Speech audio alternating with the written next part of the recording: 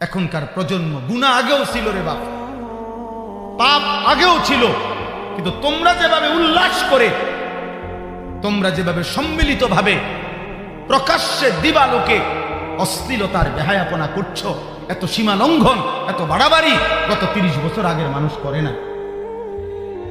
বিড়ি আগেও খাইছে মানছে, গালিগালাজ আগেও করছে, নাটক সিনেমা মানুষে আগেও দেখছে, ওগুলো পাপ। কিন্তু হতে পারে কোন চাচা গত 40 বছর লাগাইয়া যা টেলিভিশন দেখছে, তুমি 3 রাইতে তার চেয়ে বেশি দেখে গেছ। তুমি বাড়াবাড়ি করতেছ, তোমরা বাড়াবাড়ি করছ, তোমরা গুনার আস্বাদন করতেছ, তোমরা গুনাহ নিয়ে প্রতিযোগিতা করছ।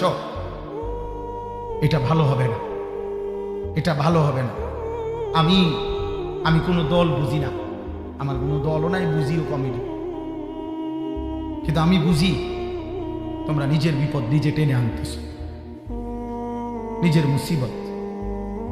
নওজোয়ান কেউ অহংকার করা ঠিক না রে বাবা, তোমরা বাড়াবাড়ি করছো। ছেলেরা, প্রিয় যুবক, তোমরা বেশি বাড়াবাড়ি করতেছ।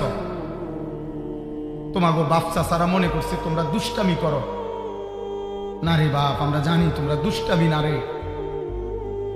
তোমরা সারা রাত উলঙ্গ ছবি দেখো, তোমাকে চেহারা দেখে মাত্র 16 বছর 18 বছর, এমন সুন্দর অল্প বয়স 18-20 বছরের ছেলেরা তোমাকে সাফা এরকম ভিতরে ঢুকে গেছে। কেন বলো না আব্বা?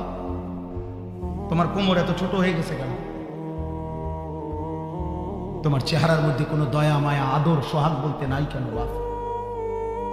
নারী দেখতে দেখতে, ছবি দেখতে দেখতে, উলঙ্গ দৃশ্য দেখতে দেখতে, জিনার ব্যভিচারের কল্পনা করতে করতে তোমার চুল, চেহারা, লেবাস, পোশাক, তোমার শরীর স্বাস্থ্য সব হারায় গেছে। আমরা বুঝি ভাই, আমরা জানি তো।